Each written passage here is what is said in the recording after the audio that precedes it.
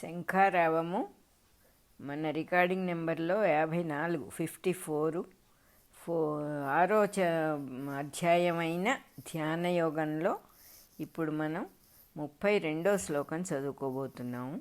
దీనికి హెడ్డింగు సమదృష్టి అని ఉంది.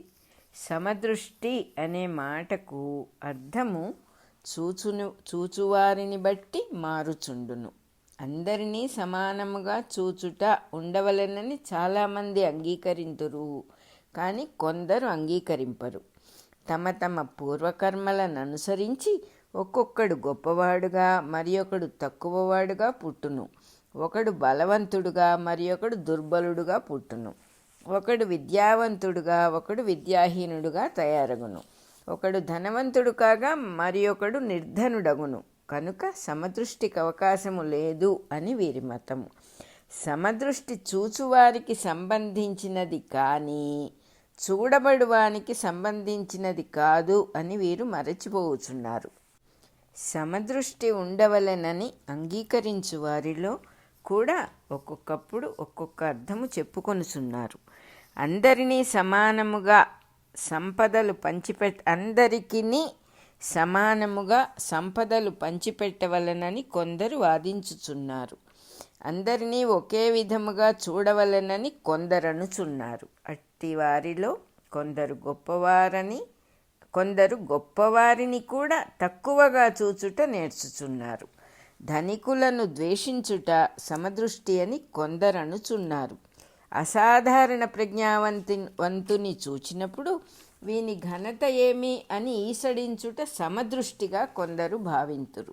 వీరందరూ చూడబడు వారి విషయమున సమదృష్టిని సాధించుకొనుటకు పాటుపడుచున్నారు. తన్ను మాత్రము వేరుగా అనగా చూచువాడుగా స్థాపించుకొనుచున్నారు. అట్టివారిద్దరు కలిసినప్పుడు ఒకరిని గూర్చి ఇంకొకరికి గిట్టదు.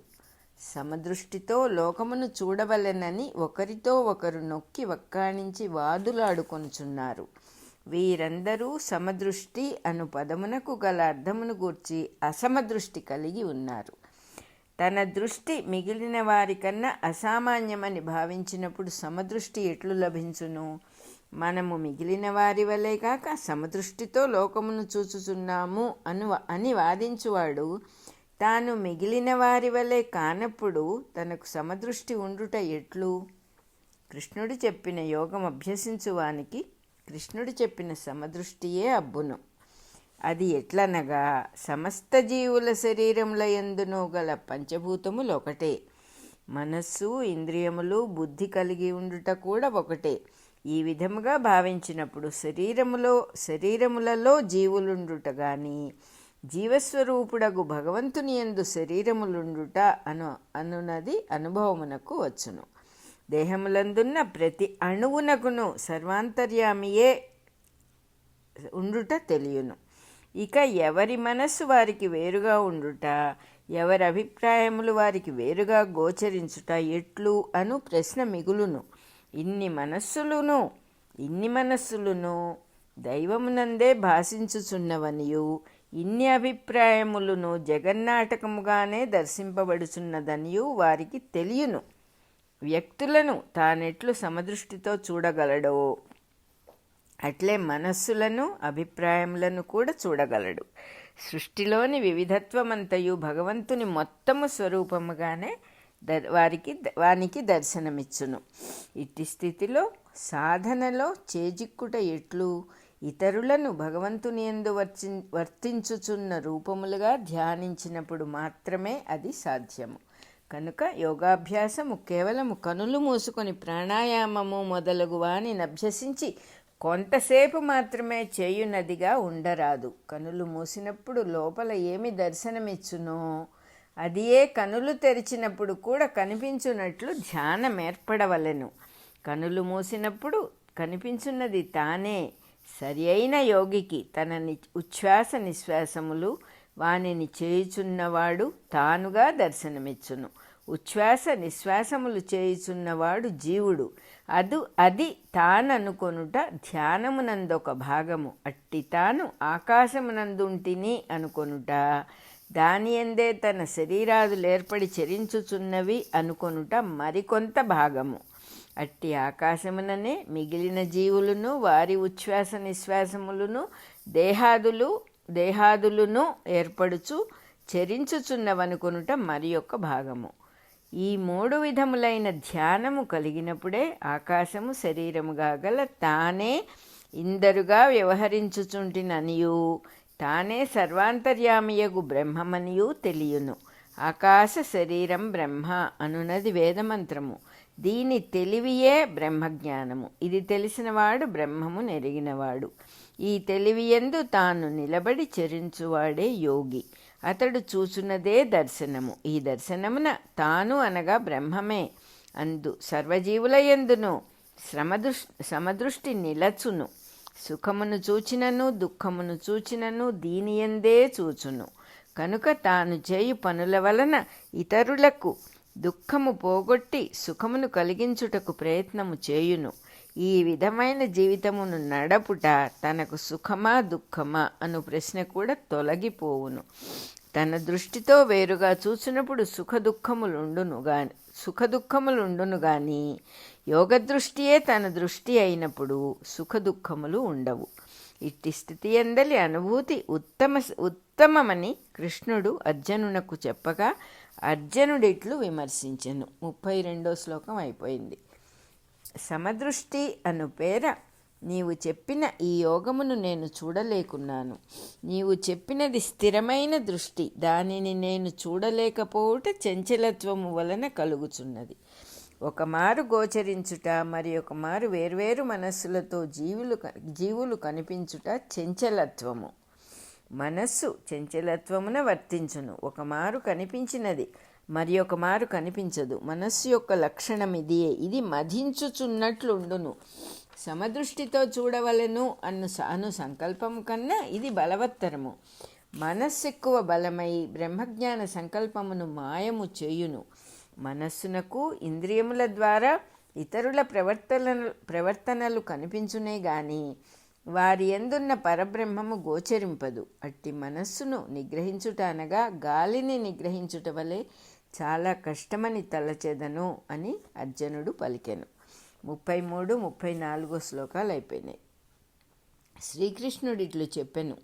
మనస్సు చంచలమనియు దానిని నిగ్రహించుట చాలా కష్టమనియు నీవు చెప్పిన విషయము నిస్సంశయము.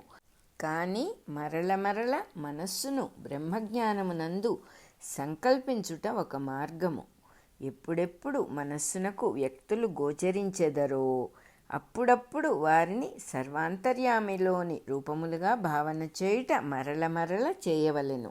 ఇట్లు చేయుటను అభ్యాసము అందురు. దీనివలన అట్టి దర్శనం అలవాటైపోవును. వ్యక్తులు మాత్రము గోచరించునట్టి అలవాటు క్రమముగా తగ్గిపోవును. దీనితో పాటు మరి ఒక పనిని కూడా చేయవలెను. ఇతరులను గూర్చిన మన అభిప్రాయములు, వారితో గల సంబంధములు, సంభాషణలో వర్తించునట్టి లోక విషయములందు అభిలాషలు, ఆశలు, ఆశయములు మొదలగునవి గోచరించినప్పుడెల్లా వాని యందు భగవంతుని అంతర్యామిత్వమును భావన చేయవలెను. దానితో వానిపై మనస్సునకు గల పట్టు సడలును. మనస్సునకు గోచరించు సంబంధములు సడలినప్పుడు మనస్సుండుట కూడా సడలును. దాని తావున మనముందుము. ఈ మార్పును వైరాగ్యము అందురు. అభ్యాసము చేతను వైరాగ్యము చేతను చిత్తము నిరోధింపబడునని పతంజలి తన యోగసూత్రములయందు చెప్పి ఉన్నాడు. మనస్సు పట్టు సడలునట్లుగా చేసి తన్ను తాను గ్రహింపవలెను. 35వ శ్లోకం అయిపోయింది. ఇక్కడ ఆత్మ సంయమము అని హెడ్డింగు.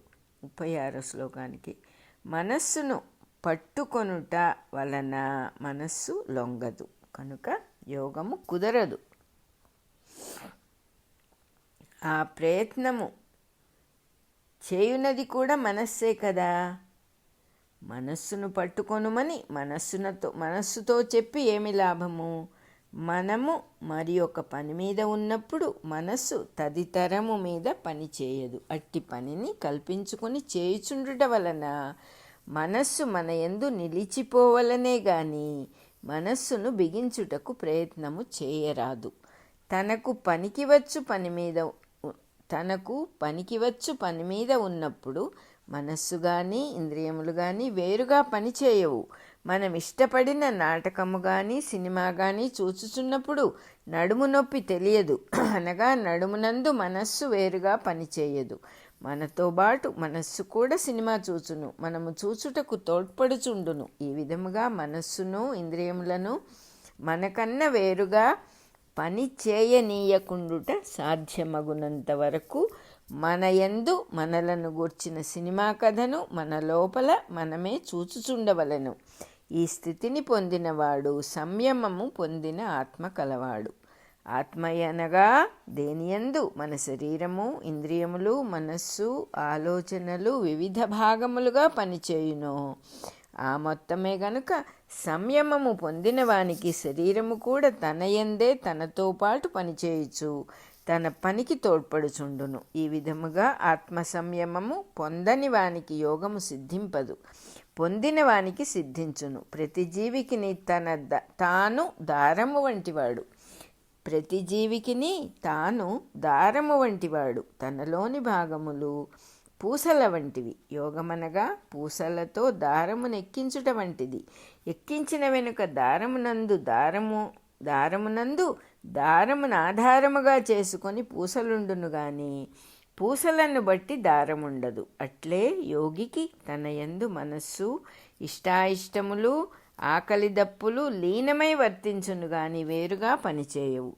తన కోసము అని అతడు పనిచేయును గాని వాని కోసమని అతడే పనియు చేయడు. యోగస్థితి అనగా ఇట్టిది. 36వ శ్లోకం అయిపోయింది. అదే సమయంలో మన రికార్డింగ్లో 54వ నెంబర్ కూడా అయిపోయింది.